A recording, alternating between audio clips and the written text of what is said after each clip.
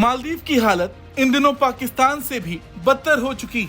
भारत से पंगा और मौजूद सरकार के दांव पेच के चलते पूरा देश दिवालिया होने की राह पर खड़ा हो चुका है। देखा जाए तो मालदीव इन दिनों एक गंभीर आर्थिक चुनौती का सामना कर रहा है। ऊपर से चीन का भी उस पर $3 बिलियन से ज्यादा का कर्ज है और तो और भारत के साथ संबंधों में खटास की वजह से उसकी टूरिज्म इंडस्ट्री को भी काफी नुकसान हुआ है।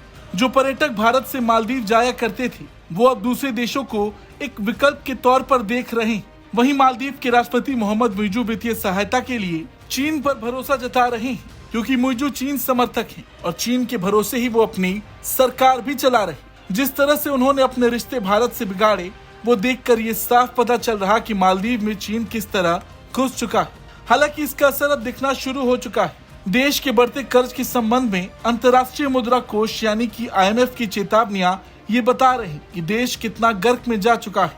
संभावित आर्थिक संकट ये इशारा कर रही है कि देश दिवालिया होने की राह पर है। वैसे मुइज़ु की सरकार में आने से पहले भारत और मालदीव के संबंध बहुत मजबूत थे। भारत कई सालों से विकास और मानवीय सहायता में मालदीव को मदद करने वाला एक प्रमुख सहयोगी था।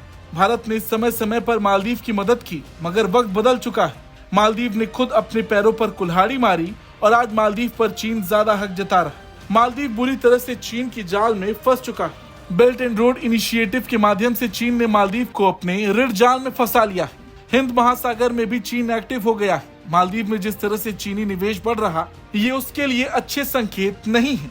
अब देखा जाए तो आर्थिक सहायता और रक्षा सहयोग के माध्यम से भारत का लक्ष्य चीन की बढ़ती चाल को रोकना है, मगर मौजूद सरकार के रहते ये काम थोड़ा पेचीदा है। चीन के भारी कर्ज के कारण मालदीव पहले से ही बर्बाद होने की कगार पर है और बाकी बचा कुचा काम मौजूद सरकार कर रही।